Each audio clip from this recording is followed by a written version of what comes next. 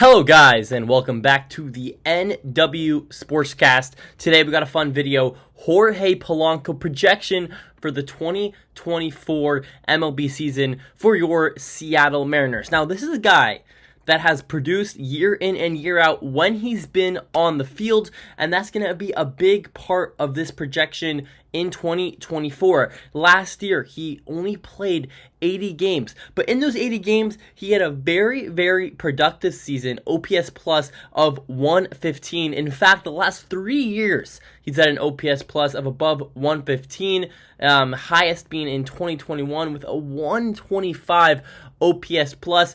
You look at the batting average and the last 3 years, those has looked really, really good as well, hitting 269 in 2021. It dips down to 235 in 2022, but rises back up to 255 last year, and he hit 255, but then you look at the other side of it, and he did have some power. You know, he had 14 home runs, he had 18 doubles, and this is a guy that can bat from both sides of the plate. Super, super valuable in Major League Baseball. He should be a really, really fun player to watch for the Mariners this coming season. As well, he can play second base. You know, it's not a great second base, but he can certainly play it. He also can play some third. So, you know, he's a guy that's going to be really, really exciting to watch.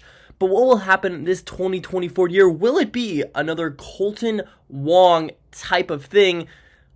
I don't think so. And it definitely could, and I didn't think that Kolten Wong was going to have that happen to him last year, you know, hitting below 150 and just providing, you know, just terrible, bad defense and everything like that. I don't think that's going to happen for Jorge Polanco. For one, Polanco, he's 30 years old. He can hit from both sides of the plate, and he's not a pure contact hitter like Kolten Wong was. This is a guy that has some pop in his bat. You know, it's not 30 home run pop, but it certainly is something.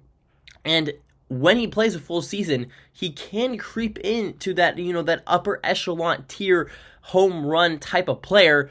2 years ago in 2021, or 3 seasons ago, mind you, he had 33 home runs. And that was the last time he played a full season. He played 152 games that year, 104 in 2022, and in 2023, he only had 80 games. But let's get into the projection for 2024. That's what you guys want to hear about. And this is what I think is going to happen for Jorge Polanco in 2024. I think he's going to play 135 games. And that's going to be his highest games played in 2 years since 2021. And I think that this is going to happen because, you know, the physicals were reportedly really, really good for Jorge Polanco. He's going to be set to go by opening day. He only played 80 games last year. So, you know, a lot of people look at that as kind of a negative. You can also look at that as a positive. This is a guy that's a little bit more well-rested than, Eugenio Suarez, who played every single game last year. So, I have him going 135 games. And then you go to, you know, we're going to just keep moving down the stat sheet here. Home run total. Now, this is something that's very, very interesting and somewhat controversial. You could see him hitting as few as, 20 home runs, or you could see him hitting 35 in 135 games. But what I think, with the amount of plate appearances this guy is going to get, favorable plate appearances because he can hit left and right side, I think he will get a cool and easy 24 home run season. So right now, you have a really productive baseball player. 124 home runs, 135 games. Let's keep it moving to the right side. Doubles. So there's a stat that is, I think a little underrated, personally. I think if you get to seconds, a lot more valuable than just a single for obvious reasons. You're in scoring position, and overall, you don't have to rely on any double play balls, etc. So let's see what I'm projecting him to get doubles-wise. Let's check the sheet over here. Last year, he had 18. The year before that, 16. And in his full season, he had 33. I have him 20. He's a little bit slower than he was a few years ago, but I think he will top those last two numbers I just mentioned because he will play more games. You keep moving to the right side, RBIs. I have him with 80 RBIs. So he's going to be a guy that will not struggle to bring, players in from second and third base. This is a lineup that should get on base a lot more often. He will probably be hitting in that 4 or 5 spot. So you're going to have guys like Julio, J.P. Crawford, Mitch Garver above you. So he's going to have a lot of chances to drive in guys, and I think he will execute for the most part. Let's keep going here. Something that, a stat that some people say don't matter anymore. I say it still probably does matter. And that, of course, is batting average. His highest batting average he's ever had in, outside of his first 2 years, where he played a grand total of 9 games in total in 2014 and 15, was in 2019, where he had a .295 batting average in 153 games. That was the best season that he has had as a player in the MLB. But just 2 years ago in 2021, he had a really good batting average with .269. This is a guy that can get it done in the hit column as well. And when you look at it like that, the last 2 years, the numbers did dip a little bit with .255 and .235. T-Mobile Park, it's a little bit harder place to hit, especially when he hits from the right side of the box. However, with that being said, I think he's still going to go cash in with a .265 batting average. He's going to hit in a very favorable spot in the lineup. He doesn't have to be that guy. He doesn't have to be an all-star level player. He just needs to be productive. And I think some of that weight taken off of Jorge Polanco's shoulders could do him justice. It's kind of like, in real life. When, let's say you got a brother, and you're known, to be the brother that, you're known to be the brother that can really, really cook.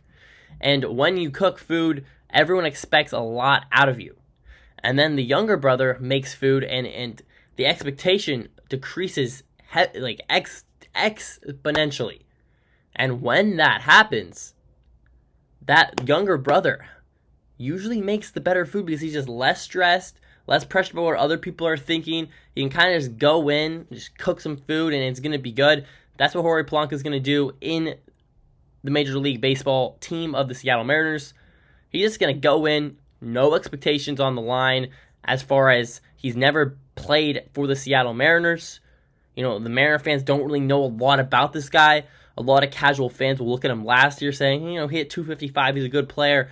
We're not expecting him to be amazing, and I think Polanco thinks he's going to be better than that.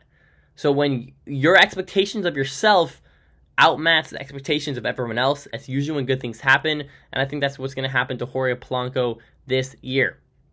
On-base percentage. This is a big stat. This is a guy that can definitely draw some walks. I don't know the amount. I could be mistaken. I think it's about a 12% walk rate last year. I can look that up for you guys right now. But yeah, getting on base is super, super important. I'm not trying to be all Moneyball, Oakland Athletics, but this is a guy that he's a 14.4% walk rate, everyone. 98% in baseball. I mean, it's quite amazing what this guy can do. Not just hitting the baseball, but he's a really, really good eye. He knows how to work counts. He's averaging 14% walk rate last year. Elite stuff. 98th percentile. His on-base percentage has been above .320 the last 3 years, and it will not go below that this year. He's going to go .330 on-base percentage, a slight dip from last year and the year before. I don't know if a 12.5% walk rate is attainable, but we will see for sure. Slugging, let's give him a .455 slugging. OPS, 800 OPS is my prediction for the next year. That tops the last 2 years, slightly below 2021. OPS plus, let's give him a 120 OPS plus. And that's kind of all of the major projections for Jorge Polanco that I have for you guys. If I had to guess where Jorge Polanco would play, it's going to be mostly second base. I'm sure he will mix in at third once in a while and maybe even take a game from J.P. Crawford here and there at shortstop. But this is a guy that is not super good defensively. Can he play second base? Sure, but he doesn't have the strongest arm. You don't need the strongest arm for second base. His range is not anywhere out of this world. It's not even average. It's slightly below average. But regardless, Polanco will not be a liability on defense, and that's kind of all you're hoping for when you get the production that I'm projecting he gets in the offensive side of the ball. So Jorge Polanco, he's going to be a super, super exciting player for the Seattle Mariners. If I'm not wrong, there comes with a caveat, of course. And I really, really hope it's not another Colton Wong scenario. If this guy comes into Seattle, he plays second base for us. He gets hurt in the first few weeks, battles injury, comes back in July, hits 150, not good.